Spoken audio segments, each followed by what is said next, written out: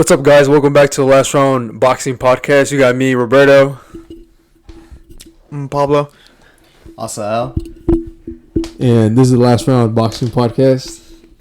We've had an interesting event this past week on Twitter, or now known as X. I think before we start on that, I think this week we got the press conference for the Prime card, the KSI versus Tommy Fury, and the Dillon Danis against Logan Paul. Let's start with KSI and Tommy Fury, as this week is the conference. What do you guys' thoughts on that? Yeah, man, highly anticipated Prime card. A lot of moving parts. Obviously we got KSI trying to do something that Jake Paul couldn't do, which is defeat Tommy Fury. And we got the return of Logan Paul after, 2 years or 3 years since his fight with Mayweather, and then 4 years since an actual, amateur fight. With the first fight, the double main event, KSI, Tommy Fury, I'm excited, man. I think it's definitely going to show how there's levels, I think Tommy Fury is although he is still an influencer boxer, he's actually been boxing since he was young. He's had some amateur fights. He's been in the boxing game for a while, and he actually knows how to fight. This is gonna be KSI's biggest stepping stone, and I'm just excited, man. The press conference should be fireworks. It's gonna be on Tuesday, August 22nd, and I'm expecting some fireworks. You know how KSI is. You know how Dillon Danis is. Tommy Fury. All of them are just gonna talk a lot of trash talking. So looking forward to that. Yeah, I'm expecting this press conference to kind of look like those old ones, like when the KSI and Logan Paul were first fighting. You know how chaotic it was, because you also had Deji there. You had the whole Walmart. You had KSI with the wig, this and that. There's a lot of trash talk, and they're really good press conferences. And based on everything that's going on X, with Dillon Danis being a complete menace to society and absolutely obliterating Logan Paul continuously, I'm expecting Logan to retaliate in person, and I'm expecting KSI to also do the same thing to Tommy Fury, because he started also tweeting stuff out, trying to promote. It hasn't had the same effect, but I'm sure KSI is gonna try to bring out something during this press conference when they see each other in person. But yeah, I'm expecting a very fun, chaotic, just overall just kind of wild press conference experience. Yeah, just like you said, KSI's now been tweeting a bit more. He recently got into a little controversy when he posted a video of a disabled guy, and he was like, what did he say? He looks like Tommy Fury, or He has the physique of Tommy Fury, something like that. Everyone started shitting on him. Bryce Hall, I think Ryan Garcia also. Oh no! So just like you said, man, he's trying, but he definitely missed this one. Now, if I'm not mistaken, this is the 09 card. This is the 9th one, right? Or is this the 10th? This is the 9th, right? And this is just in case we forgot, this is a main event, but for KSI against Tommy. With the amount of marketing that Danis has done, he's the co-main event, but it almost seems as though he is... It's a double main event. It's a double main event, but it almost seems as though he's the one headlining now, with the amount of exposure that not only he's been doing, but also Logan's fiance as well, which that caught me by surprise, and I guess many of you as well. I had no idea there was this many photos of Logan's fiance. It's the fact that he just keeps coming out with them. I expect, he's had full ammunition for a good week and a half, 2 weeks, continuous post about it, and when it seems like, it should be it, The next Another morning, I wake up, get out my bed, go on X, and the first thing I see is a brand new picture of Logan's fiance on different celebrity. with a different celebrity, and yeah, he's just like you said. He's definitely being his promotional power is, he's everyone obviously knows his track record and gave him so much shit because he was scheduled to fight KSI, but that fight fell. He pulled out, so he made the fight fall through. Everyone was shitting on him. And when they announced that Logan Paul was going to fight Dillon Danis, everyone was like, oh, no, they gave him another chance, this and that. But, hey, he's been proven to be an entertainer, man. Very entertaining. So, every day, every single day, uploading something. He even got suspended on Twitter. Temporarily. Yeah. Temporarily, and then he's back, and he's still going, man. So, with Logan threatening suing him or some stuff. Suing, cease and desist, stuff like that. Very trying to scare him, I think. Scare him, legal terms and stuff like that.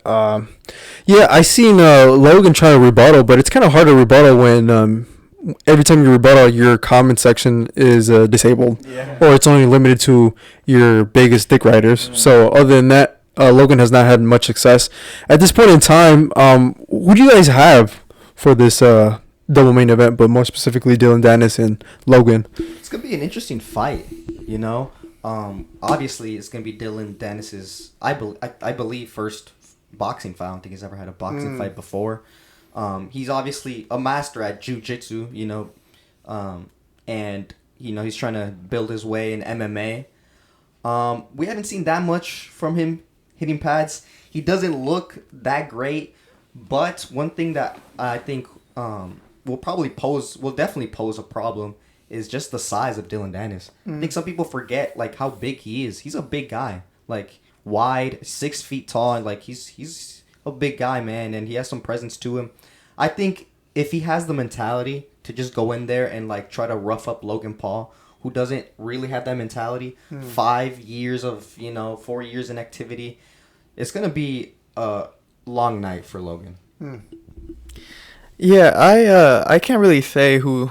It's hard to predict who's gonna win. Who favors who. People would say, "Oh, we favor Logan Paul because he's actually fought, not only KSI, but he had an exhibition with Floyd. He didn't get knocked out, right? I think that's one of the bigger things that he always says. Yeah, that's what they look at. They're like, oh, he didn't. He fought against the best fighter on the planet. And he went all 8 rounds. He never got dropped. Toe to toe was Floyd. But I think that's a very bad argument. Regardless, yeah, Dillan hasn't really shown much boxing stuff, and so it's kind of hard to kind of say if he's actually taking it serious. Because when he pulled out of the KSI fight, he pulled out because I didn't even have a proper camp. I didn't have a proper coach. I was just hopping gyms, just the worst way to handle a camp like that. Yeah. And also he also pulled out of a Logan Paul fight back in the past too. He's been also trying to make a name since Jake Paul was first boxing. You remember he before Jake, I think, fought Nate Robinson and stuff like that. He was already beefing way before. Yeah, they were already beefing. Don't you guys remember the time where? I remember him on the comment sections always. Yeah, but there's a moment where Dillan was I think having an interview outside. They're somewhere in California, in LA. Him, right? Yeah, Jake pulled up and they started throwing water. They started throwing stuff at him. Yeah. And then Dillon Danis started running towards them. He couldn't. No. Yeah, so he's been beefing. He's been active in the social media scene, and I think it's good that he's now finally realizing, I need to actually take full advantage of this opportunity because he, like you said, he's been seen as just a troll. A man who he's like a little cockroach. You hate him so much, you want to kill him off, but he always comes back. He literally always came back, and he's been like that ever since he's been pulling out and everything.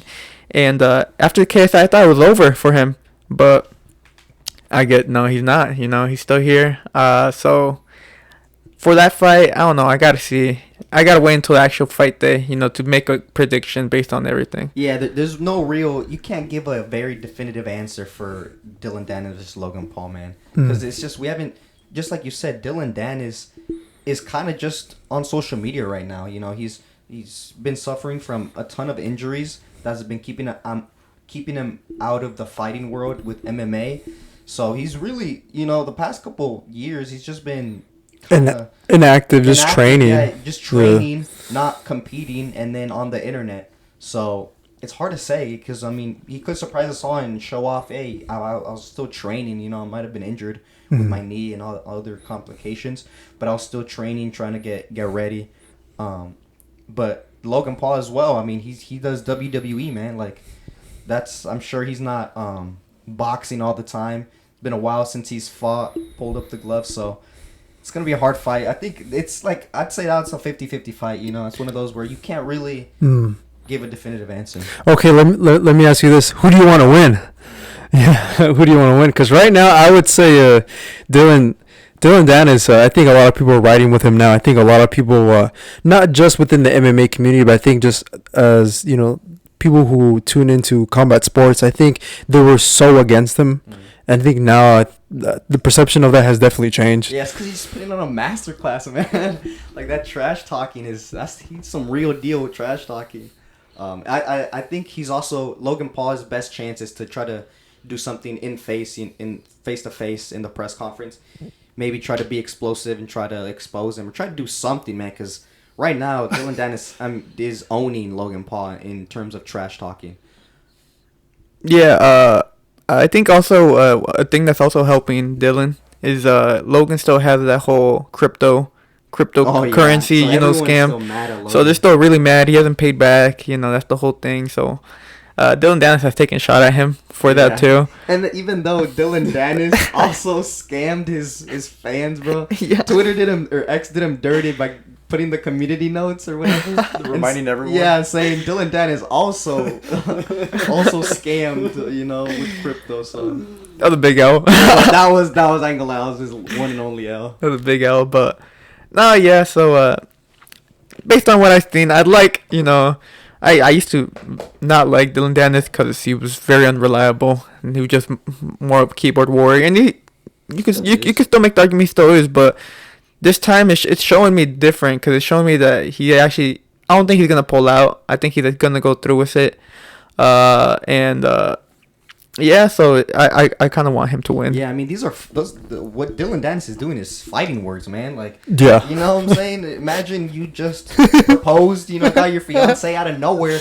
This man's out here putting her with every celebrity from Leonardo DiCaprio to LeBron James. Like, that's embarrassing, man. That is embarrassing. So, it goes from celebrity hopping, really. Yeah. So, I mean, I think just for the entertainment aspect, I'd also want to see Dillon Danis win. Yeah. It'd just be mayhem. And I like his trash talking. You know, maybe he wins and then he can get another big fight and, you know, continue the trash talking. Yeah. Yeah, I think I'm riding with Dillon Danis on this one. Dillon Danis? Yeah. All right. I'm going to have to take the other guy. I'm going to go with Logan. Logan Paul? Yeah, I really want... Not that I want Logan Paul to win, but... There's two reasons. One, I want him to defend himself, bro, because he has not done the best. In that war, Dillan is way up. That's 0-1. But two, also, I've been very critical of Dillon Danis. I've been actually called him I actually referred to him as an internet fighter. Yeah. Because he's always done the exact same thing. It's been like almost a cycle. He calls out someone or he's set up to fight and then he pulls out because...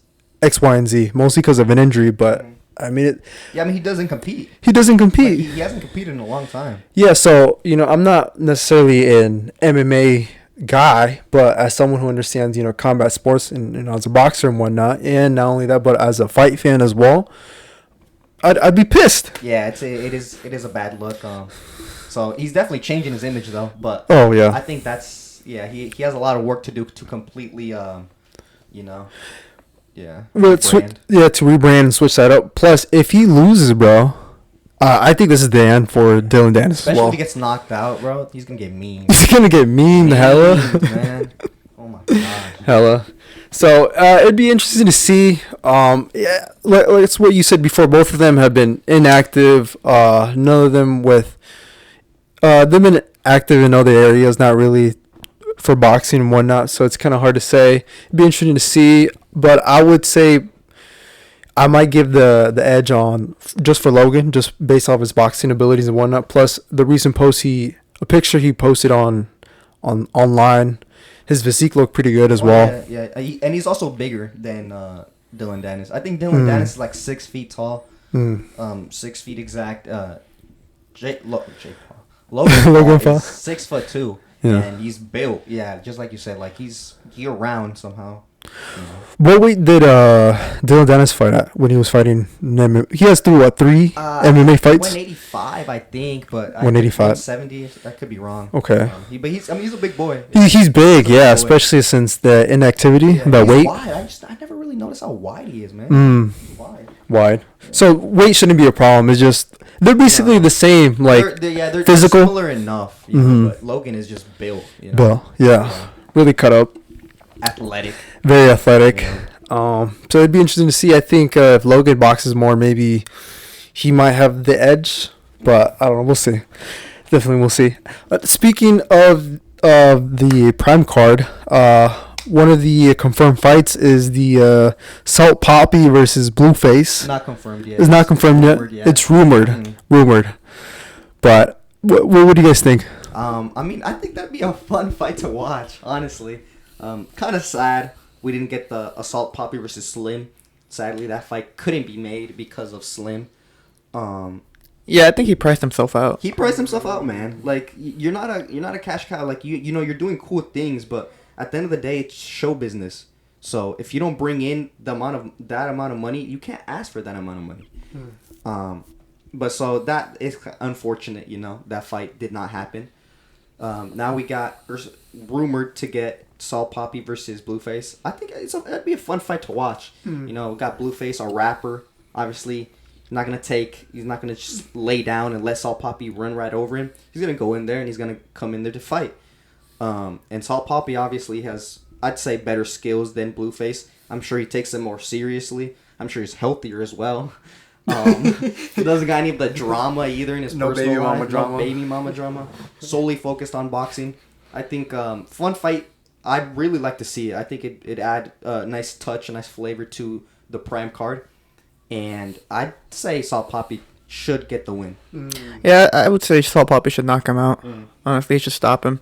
Like you said, Blueface, you know, he's fought multiple times.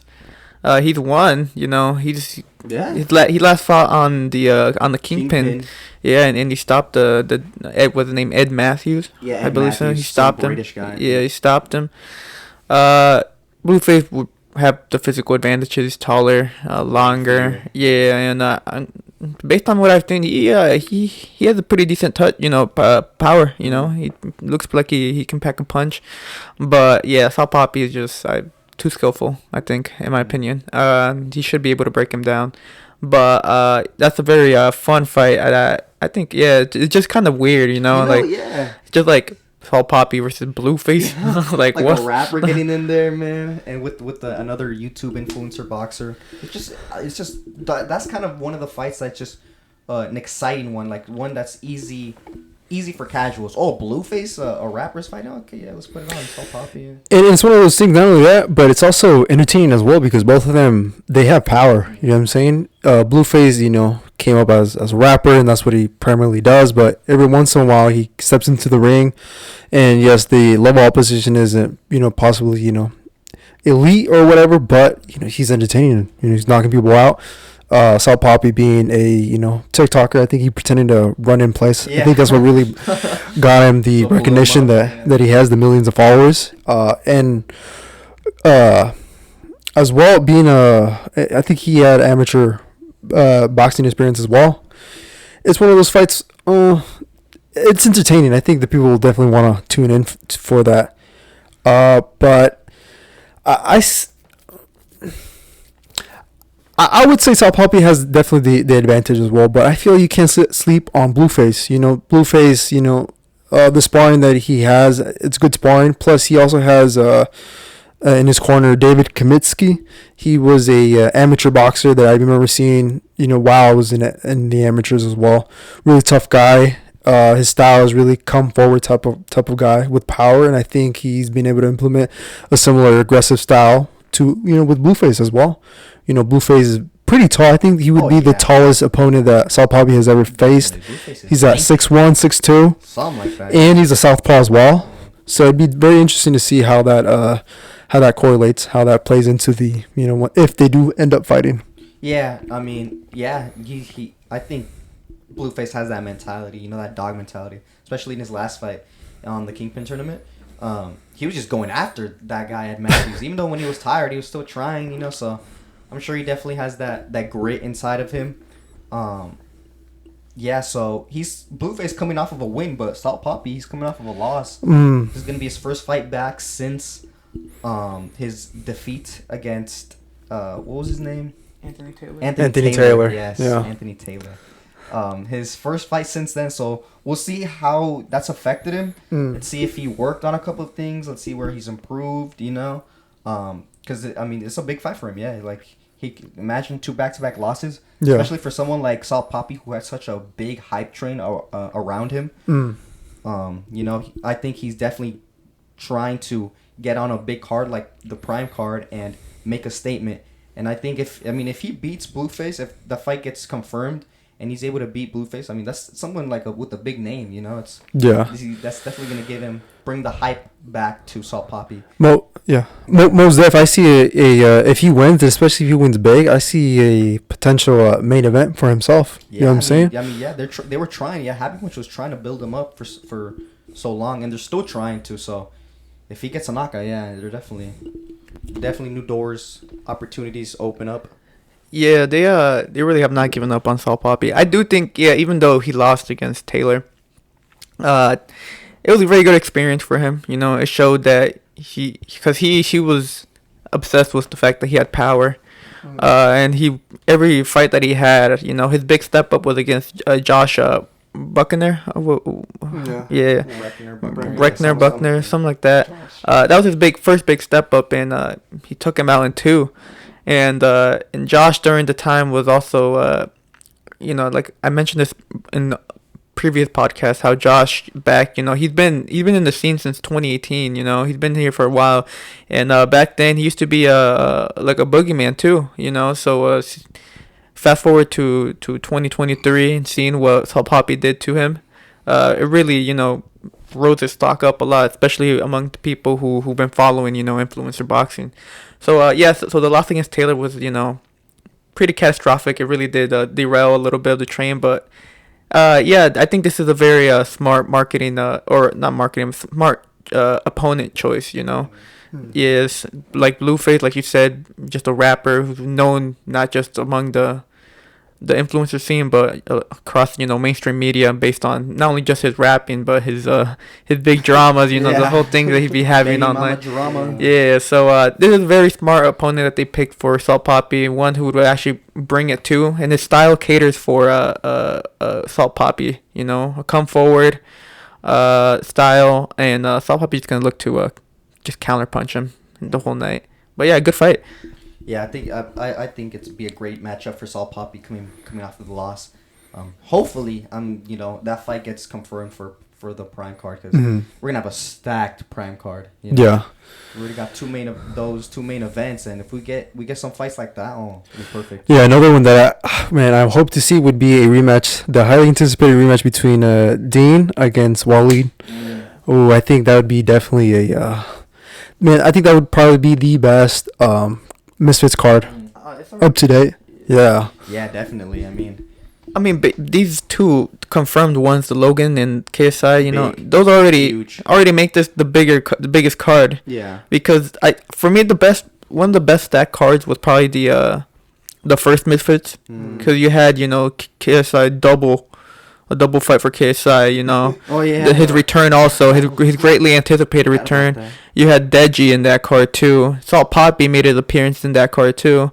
It was a very good card with a lot of fighters. But this card right now, and based on the leak, the leak in the rumors, it's shaping up to be easily the most stacked card of Misfits during as of now. But yes, Dean Waleed too. How do you guys see that one playing out? Yeah, it's gonna be a good fight, man. It's the rematch, highly anticipated. I think Dean's been running Dean's been running away, and it's, the fans have been asking for too long. The promotion's been trying to push it for too long. That hopefully he gets on the prime card, and I think Waleed got him this time. Yeah, that'll be its own show as well. You know what I'm saying? Just the pure entertainment that both of these guys have. Yeah, honestly, the last time we saw these guys were teamed up in a on tag team 2-on-2 versus these two other guys. And even then, while being on the same team, they couldn't stand each other, bro. They're fighting against each other in the press conference prior, in the weigh-ins, and then even afterwards, after they got the win. Yeah.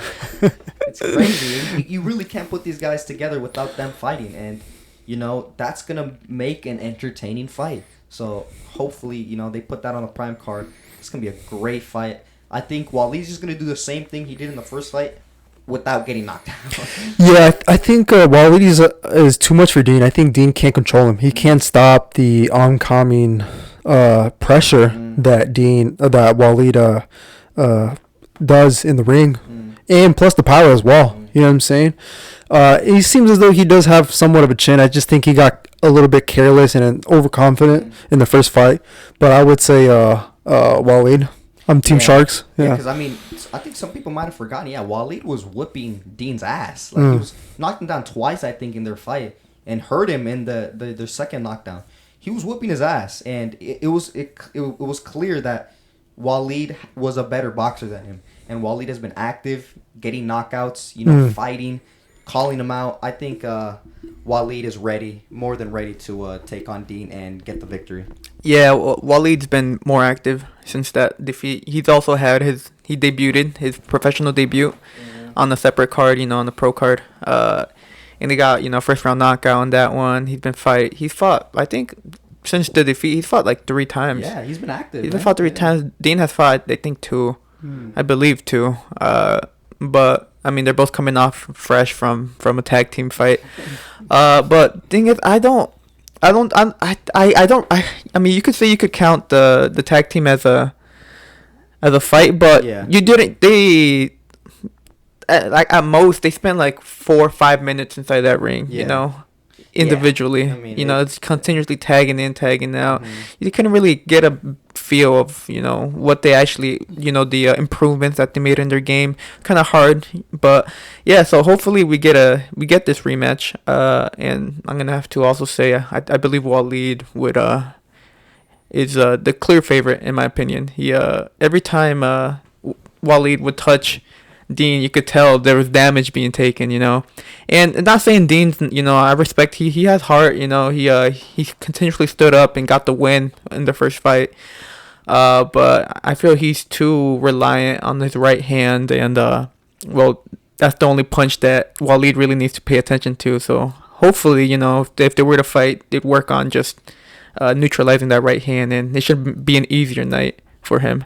Yeah, just like you said, he knows what the right hand can do, and I'm sure he just has to, just like you said, if they neutralize that right hand, because that's all Dean's game plan really, just 1-2s, 1-2s, 1-2s, try to land the right hand, and if he can't do that, it's a lot of problem for Dean.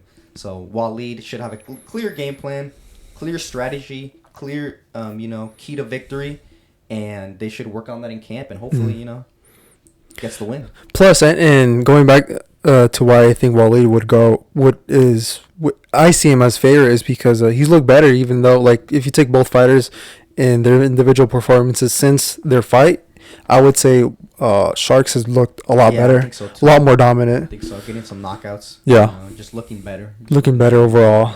More destructive than Dean. So, yeah, I think we got Waleed. Yeah. Someone else on the prime card, if Dillon Danis gets out, is Hasim Rahman Jr. And actually, he fought not too long ago, and he unfortunately lost. Man, Rahman, he lost in some card. Some card that on a Tuesday, no? It was some during the weekday. It was during the weekday, yeah. I was like, what the? Not only did he lose, but he lost bad. He got stopped. Got knocked out. Yeah, you guys could go in online and see that. Take a look for yourselves if you guys, missed that. Because I don't think it was talked a lot. There wasn't too much news about it. Yeah. So, yeah, I'm not even sure who he fought. Yeah, and he got stopped. Yeah. Got stopped. Yeah, well, I think it was smart, definitely for Misfits, knowing Dillon Danis' reputation and seeing that he's done this before multiple times. Smart to have a replacement opponent for Logan Paul, because obviously everyone wants his awaited return. And they got Hasim Rahman on there, and he just lost recently, man. Oh my gosh, it kind of looks kind of bad. Yeah, he just keeps on losing. Like, I don't know what's going on with him, man. His fight prior to that was against Greg Hardy, if I'm not mistaken, which also resulted in a TKO. KO. Yeah. What do you see with him? Like, if you were managing his career, how would you? What would be next for him? I mean, like, I don't even know what he's trying to do. If he's actually trying to be a boxer, or if he's trying to be like an influencer boxer, fight these YouTube guys. Because, I mean, I feel like he should just fight YouTube guys. He's going to get paid a lot. Shouldn't be that difficult. Easier than trying to get a world championship, especially, with his performances recently. I don't think he's just continuously loses. And I think he isn't motivated. I don't think he's disciplined. I don't think he's dedicated to boxing. And, that's dangerous, man. Especially at the weight that he's at. Like, everyone has got power in the heavyweights. And if you're going in there half-assing it, you're going to get hurt. Yeah. So I think that's what it is, to be honest. I think it's a couple of things. I think, one, I think he's too big, right? I think maybe if he goes down in weight, maybe that might help. Buff or what? No, I just think he's too small. Oh, okay. Yeah, I think he's too small for... I think he needs to make up his mind. I think, one, either going to take the actual, be a boxer, or you're going to take the influencer route. You got to make up your mind. Two, you got to put in 100% effort, because this is a combat sport. You can't half-ass it. This ain't no other sport where your team can help you out. No, it's either you're in it or you're not. And these last two fights, they've kind of seen it. I don't think he's 100% dedicated, and I don't think he's really, I think he's kind of confused whether he wants to do actual boxing or actual influencer boxing. And I think if he goes down in weight, that could help as well. Plus, just the name. His dad was the one who viciously knocked out Lennox Lewis.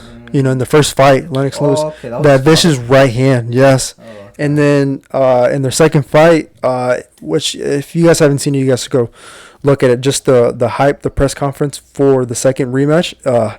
There was one quote that I remember very precisely in the press conference. He was like telling the media, he's like, you know what? I got new cars, I got new house, all thanks to Lennox Lewis. To be honest, I should just put all that in his name, because he basically gave it to me. Other times when they were both on ESPN, they kind of go at it as well. And so I think he's kind of like almost the similar effect that Julio Cesar Chavez Jr. has had. Just the name recognition. I think he feels like he's the guy. Yeah, he's just living off the name. The name. Yeah, he's living off the name. Because, what is he, at 12-3 now? Something like that? He's got some losses. Yeah, he's got some losses now. I remember he had a loss before he lost against Greg Hardy, I believe. Lost against Greg Hardy, and then he lost recently again. Pretty sure he has 3 losses. His career is not going how he expected. He had the biggest opportunity to fight Jake Paul, which I believe he could have won that fight, man. He had real chances of winning that fight. He fumbled the bag, and now he's a replacement. So, yeah, I believe he should. You mentioned the point. He should make up his mind if he wants to go the traditional way or the influencer way. Just based on what I've seen from him, I believe he should stick to influencer boxing, because, if he really wants to make up something, really wants to make a name for himself in traditional, go the hard route. It's a hard route, and he's shown that he can't compete at that high weight class, with the skill that he has. It'd be optimal for him to drop. And for him to drop weight, he showed he couldn't really drop it against Jake Paul. He struggled. I don't know how doable it is for him to fight at a cruiserweight. So, and also just based on his performance, the level of opposition he's fought, They, I don't know. I mean, Greg Hardy was a 300-pound monster. I guess anyone touched by him, would have been hurt either. Regardless. I was even fighting Greg Hardy, man. Like, dude.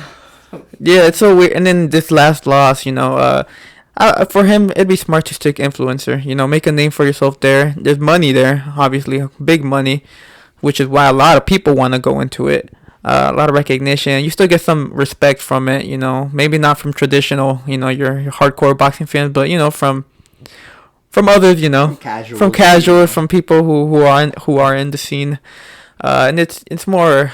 I feel more lighthearted than actual traditional. So if I was Rotman, yeah, I'd try to, I'd favor going this influencer route rather than going the traditional way.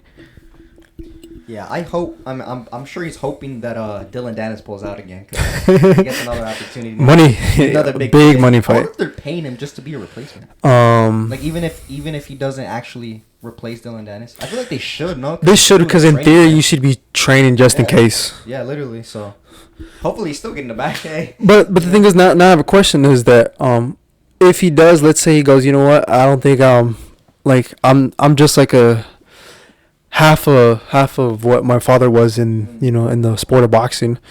Like, who would he fight in the influencer? Let's say he tries to go that route, like 100%. Who would he fight? Who would want to fight him? Well, let's say hypothetically he goes to the influencer and drops weight. He's no longer heavyweight; he's cruiserweight. This, I guess he could fight a JMX, a Le'Veon. Yeah, Levon. That's another big name, who wants to break into the influencer scene. He's been trying, right? He's been trying, yeah, and he got a shot against JMX and absolutely gave JMX a beating.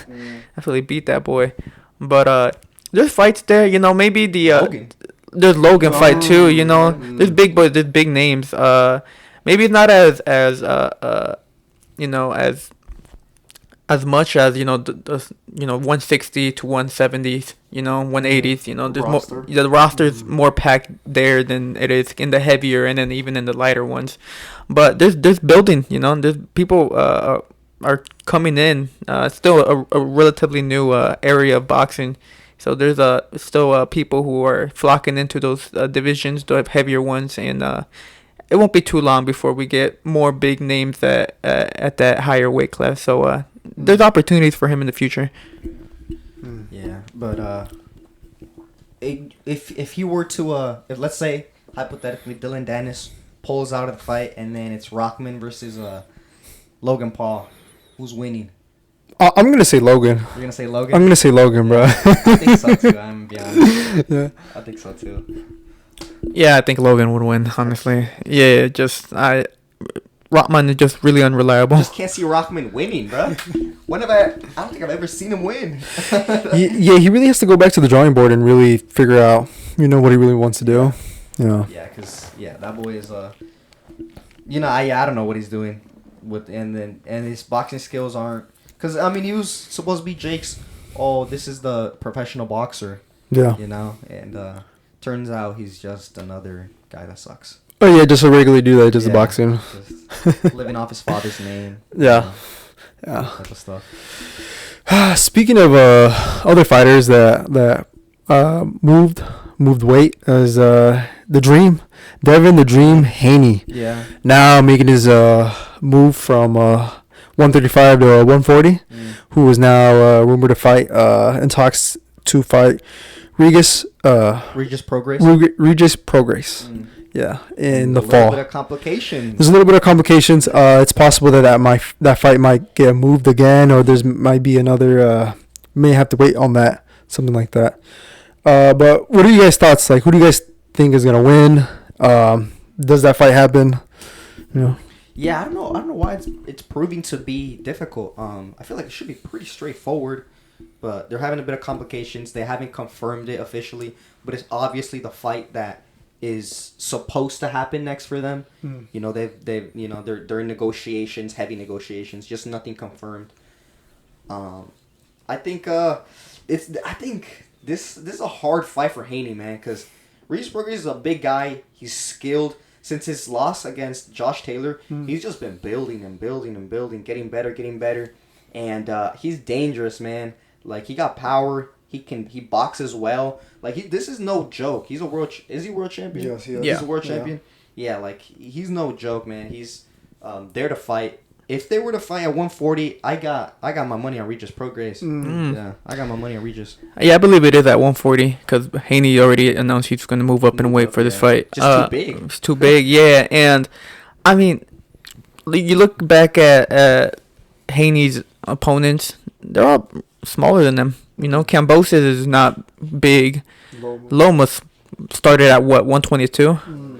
He's and even like Linares is slightly bigger, but comparable to what Prograis has been, Prograis is huge. He's massive. He's a big boy. He's also a big boy too, who not only is good with his skills, but he hits hard. I think people. I think Haney has a very tough challenge. It's probably. I feel it's gonna be physically tougher than Lomachenko. Definitely, skillful wise, Lomachenko did his thing, but in the aspect of Prograis, it's just gonna be a lot physically very tough for him. So I'm very interested to see this fight. If they were to fight, I'd edge it towards Haney. I'm not gonna lie, I would edge it towards Haney. I think he's a very good, slick boxer. His chin is kind of questionable. That'd be my thing with that's the issue. Yeah, and he's going up against a big guy, so I still have trust in his skills. I'd like him to win because I think it would really kind of show that the new generation's really coming up, and it really also put pressure on all the other fighters. Like a Tank. A Ryan Garcia, maybe not Teofimo, but these other fighters who have yet to really kind of cement something, and Devin Haney's undisputed at 135, and then if he were to win, he'd be a 2-weight division champion already at 24, 25. Yeah. So it'd pressure a lot of these other fighters to start stepping it up. Yeah, he's definitely building a legacy. Yeah. Yeah, he's done quite a bit. I think being undisputed at 23 or whatever, 22, 23. That's a big accomplishment. Huge accomplishment. Yeah. And then defending that belt as well. So, it's kind of an interesting fight, just based off the styles and whatnot. Devin Haney being the typical Black American fighter, kind of takes a page out of Floyd Mayweather. I think it's possible too that we may even see a better Devin Haney at a much higher weight, because we know that boy goes up so much in weight. Yeah, maybe he won't be weight drained. He won't be weight drained, and not only that, so everything will be sharper as well. He might be quicker and whatnot. Plus, he may even be able to sustain a little bit more. Get hit a little bit more punches. Maybe maybe having a little bit more weight. Could be. But from what I can see, and I kind of want to ask you guys this, but do you think the reason why there's a little bit of a hump in the negotiations or the proceedings of this fight is because not only is Devin but also Bill, his father, they're do you think they're ducking a little bit or trying to have as much leeway as they can? I think I get the idea that Bill and Devin Haney are not easy to work with. I don't know. I just get that. Especially the father. Yeah. Obviously, they've accomplished a lot early. He's undisputed at 23. So I'm sure they're going to be, asking for a ton of things, conceited. They're going to try to, just like you said, get everything they can. Everything they can get. I think Regis Prograis just wants to fight.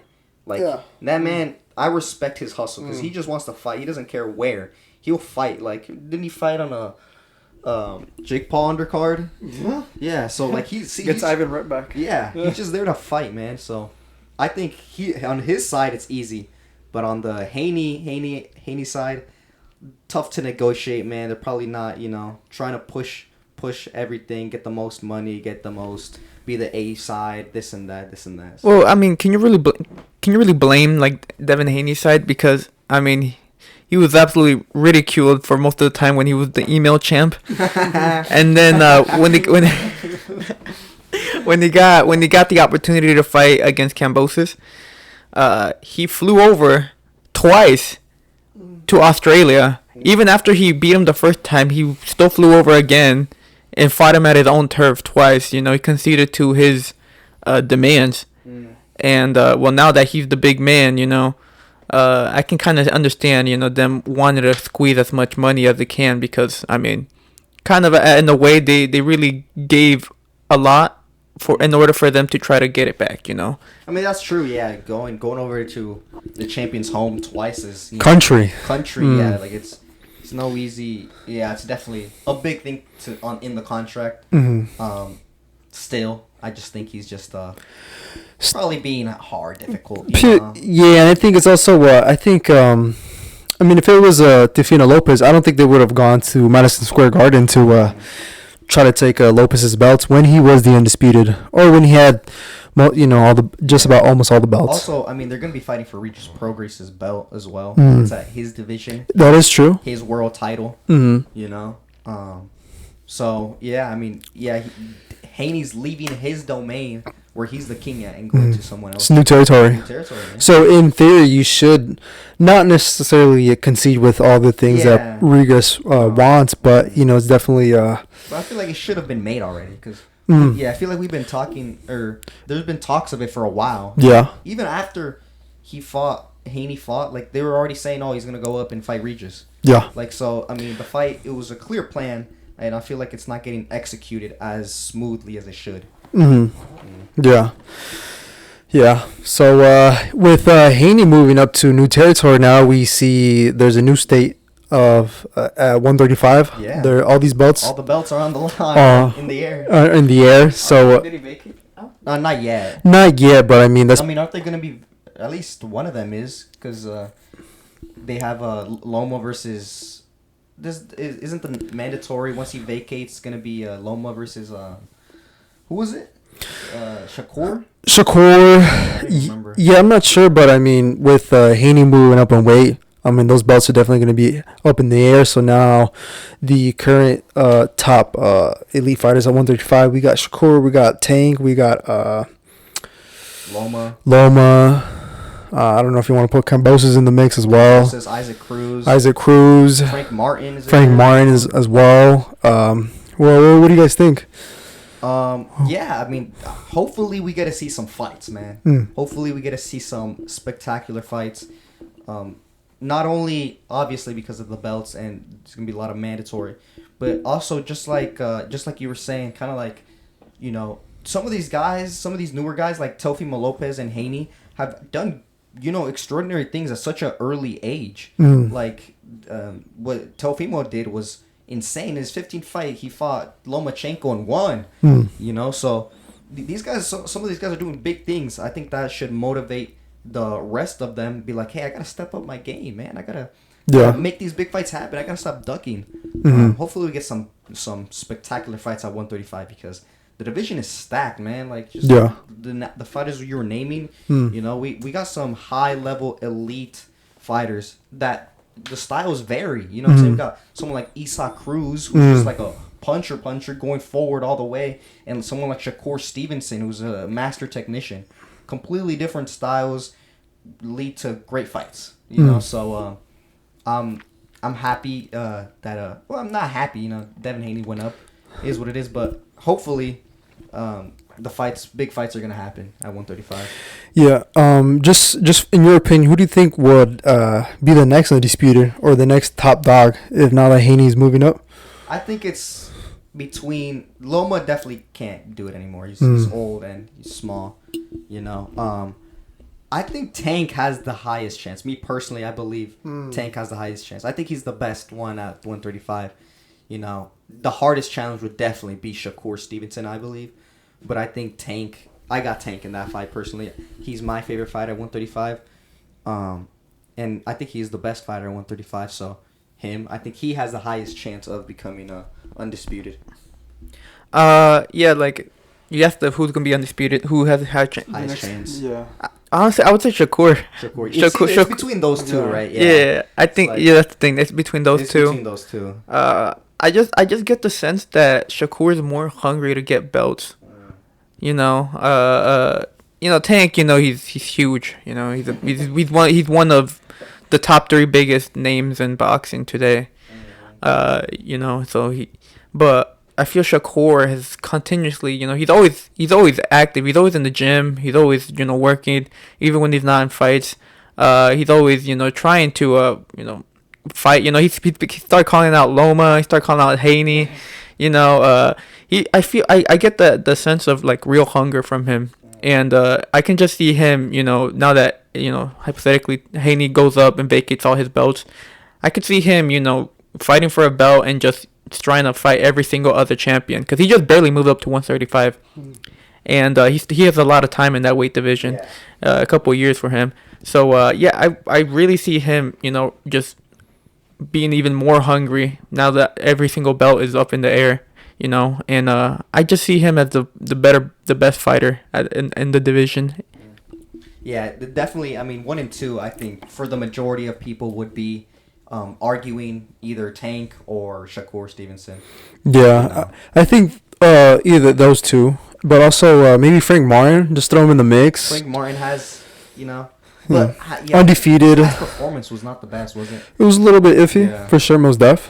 Yeah, so dogged it out though. Dogged it out. That's true. Yeah, so. But yeah, I would say it's between them three, and just kind of see where it goes. I guess, Speaking of, Tank Davis though, and I only say this because his name was mentioned in the this past. There was no boxing this past weekend, but there was a UFC, and his name was mentioned in the by the winner of the UFC. Was it 292? 294. 294. I could be wrong. 294. Yeah, one of those. Apparently, Sugar Sean, the one who took the title away from Jamal Sterling. Aljamain Sterling. Jamal Sterling.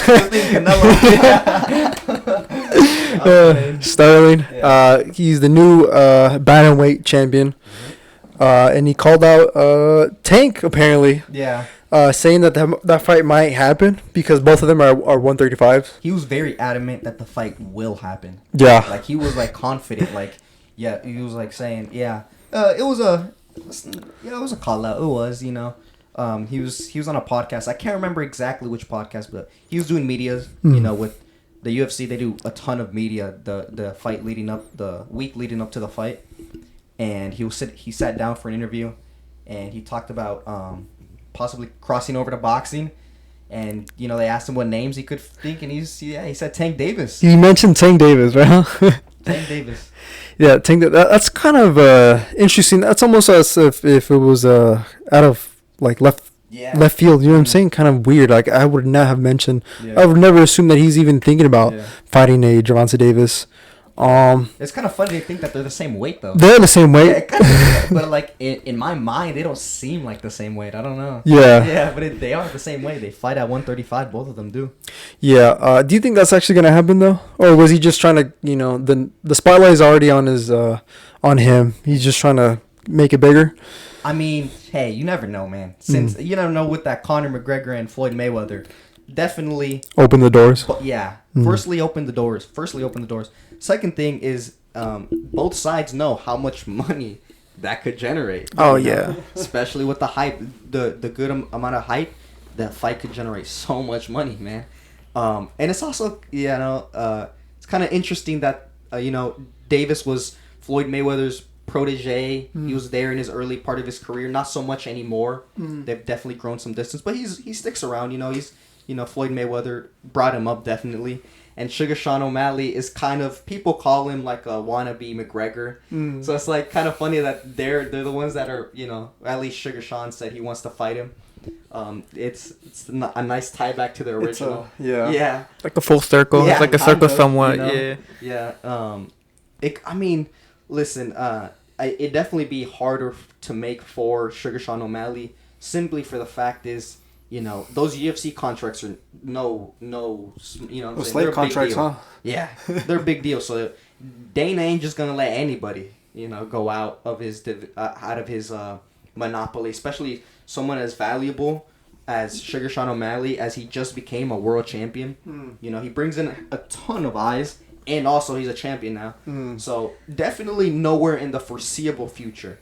Nowhere this year, definitely not. Next year, I don't believe so. But Sugar Sean seems super adamant about it. He said, this fight will happen. This fight will happen, and he was talking about no UFC guy that's crossed over to boxing has been successful. Like they always kept on losing. So we'll see. We'll see. That'd be a fun fight to watch, to say the least. Sean O'Malley definitely has some good striking, but it's a different level when it comes to boxing, man. Yeah, different ball game. Different movements, different everything, man. Yeah, this fight would have like the potential of generating so much money because Gervonta is one of the biggest names in the sport, and like you mentioned, O'Malley is he's a superstar now. He's a superstar now. Yeah, he just became a superstar. The UFC really did a lot to bring him up, and he just has that character. They're both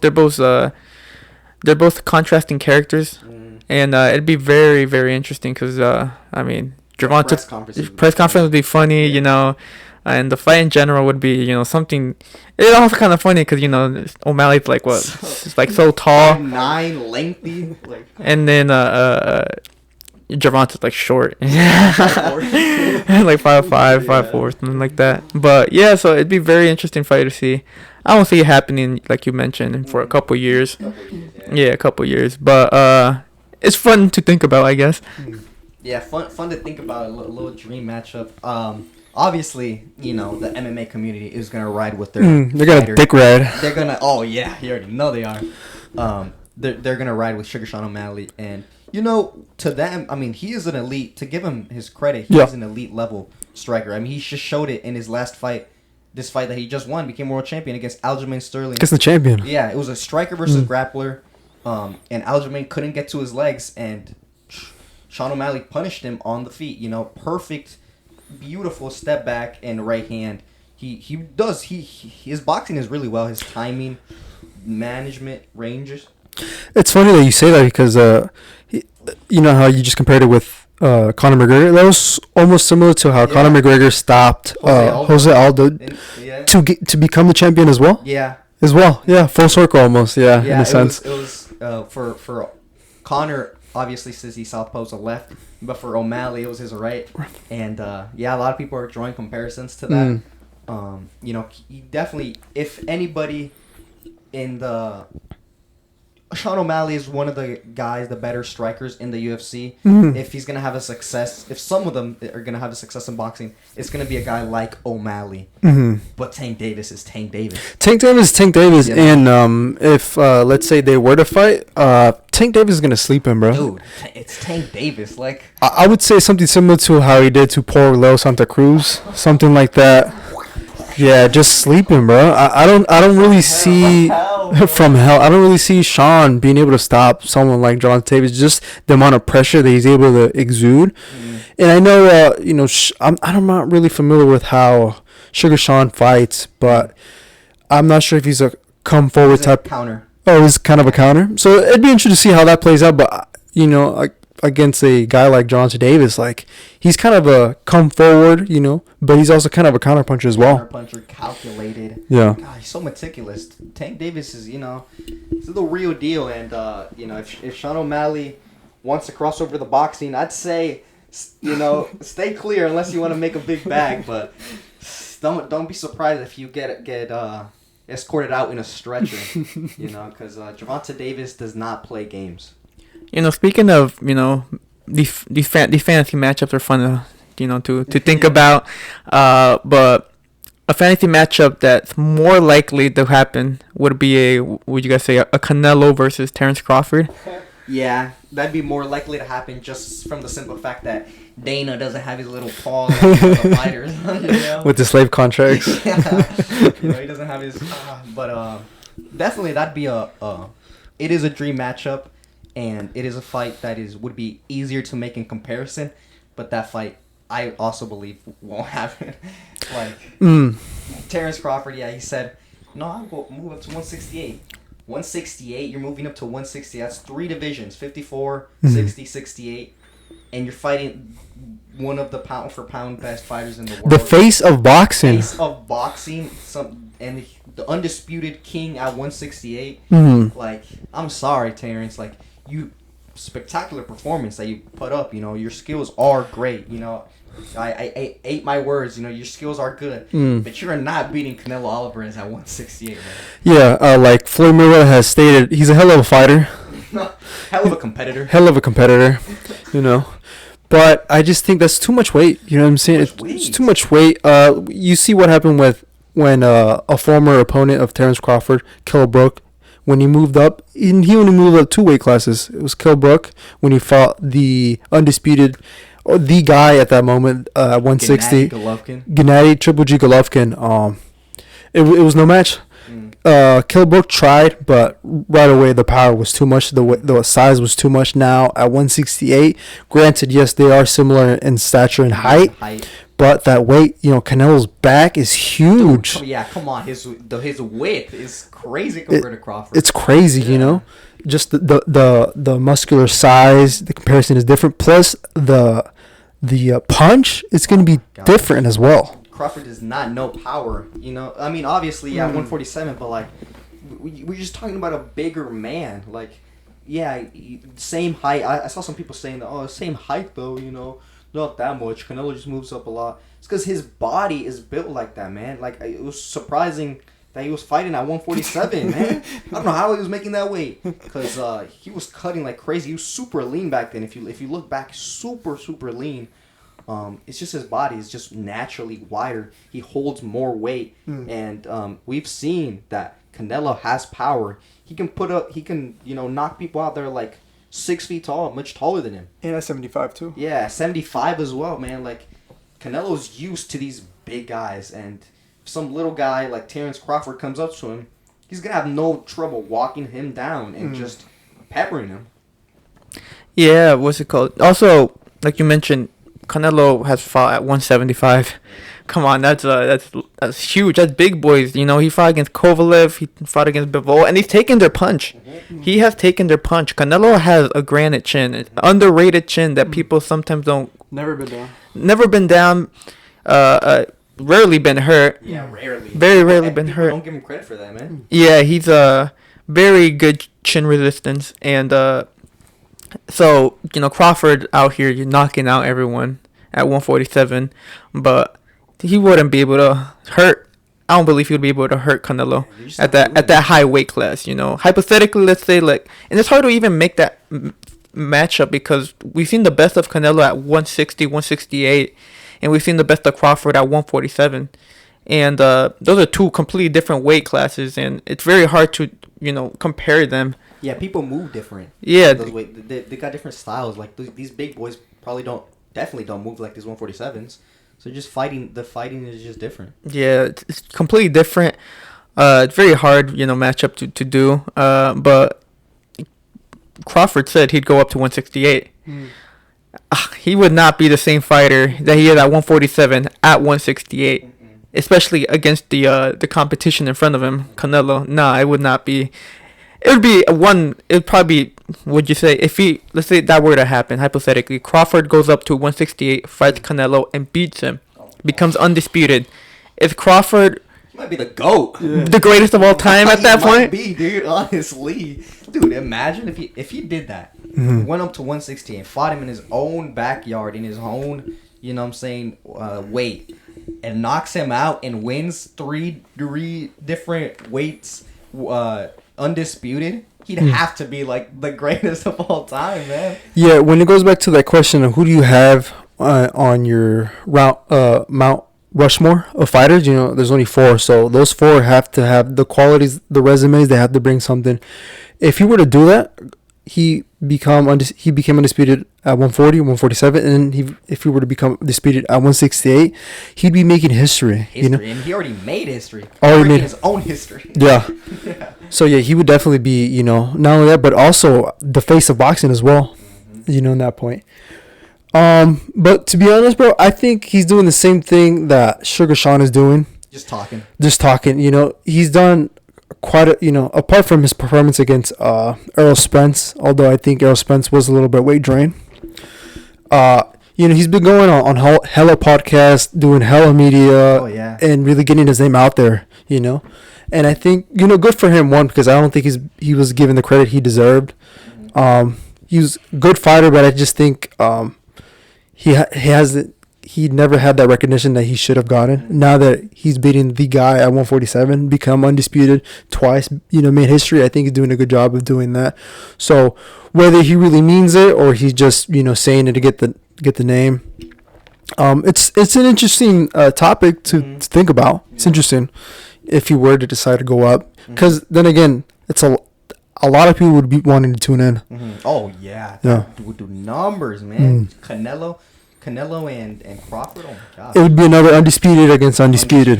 Hella pay-per-views we're talking, man. Hella money, and I'm sure he liked that check that he got. Oh my god, what did he get? 30M? Something like that, bro. Oh, north of 20 million. Yeah, you already know. He'd get more for Canelo. Yeah, and he'd get more for Canelo. So, But yeah, it's just a fun thing to talk about, and just because they not only Crawford brought it up, but Shakur brought it up as well. Didn't he say that? Well, didn't he say size doesn't matter, and he thinks Crawford will beat Canelo? Oh yeah, he did say that. Yeah, he did say that. I'm like Shakur, come on. I understand what you're saying. Yes, skills are important. You know what I'm saying? Size isn't everything. But size plays a significant factor in boxing, especially at that high level. Especially elite level. Yeah, Canelo's used to even sparring heavyweights as well. Yeah. There's a reason why weight classes, firstly, there's a reason why weight classes exist. There's also a reason why so many fighters in the contract always, they're trying to get like another pound. Let's fight at a catch weight, or let's do this, let's do that. Rehydration clauses. Come on, weight is a massive factor in boxing. And just to say, size don't win fights, skills win fights. It's like, come on.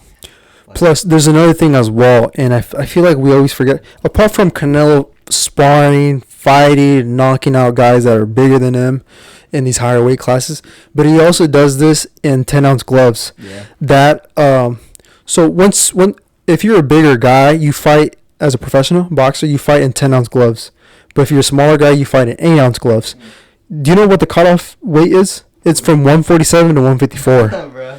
So it's different. You know what I'm saying? To be a little bit different. It would be something that Terrence isn't accustomed to. Fighting all his life, started at 135, 8-ounce gloves to now 10-ounce gloves. Yes, it's 2 ounces, right? He has enough power to, knock out people, but it's a little bit different. It's different. It's at these high levels, little things like that, just like you just said, 2 ounces. Yeah, it doesn't, we can say 2 ounces doesn't sound like a lot. It's not a lot, really. It really isn't a lot, to be completely honest. But at that high level, at the elite level, little things like that matter. Details matter, and all the odds are stacked against Terrence Crawford. Yeah, kind of. Yeah, in a sense. Yes. Yeah. So that maybe he is just talking. If he's serious, then he's trying to be the greatest. He's trying to be the greatest. Yeah. If he's serious, damn, that boy is ambitious. Yeah. If he doesn't fight with Canelo, would you guys like to see him fight Charlo? Yeah, I would. No. And I think I don't know. Actually, I don't know about regardless, but it'd be kind of crazy if Charlo won. Ooh. Charlo beat Canelo, and then he comes down to 154, and then he fights. Terrence Crawford fights Charlo. Yeah. That would be interesting. Yeah, it'd be very interesting. Scenario if that were to happen. And also, regardless of Charlo, there's a lot of fun fights at 154 for Crawford. And you got a Castaño. You can even get a Lubin in there. Lubin, yeah. A Mendoza, a Zoo. There's a lot of fights there. Also, so he should, because he's pretty much confirmed to go up to 154, correct? Yeah, he's talked about it. Yeah, so, and he's 35, 36. He's getting to that age, so, he should, if he wants to keep doing it, start getting those fights in, man.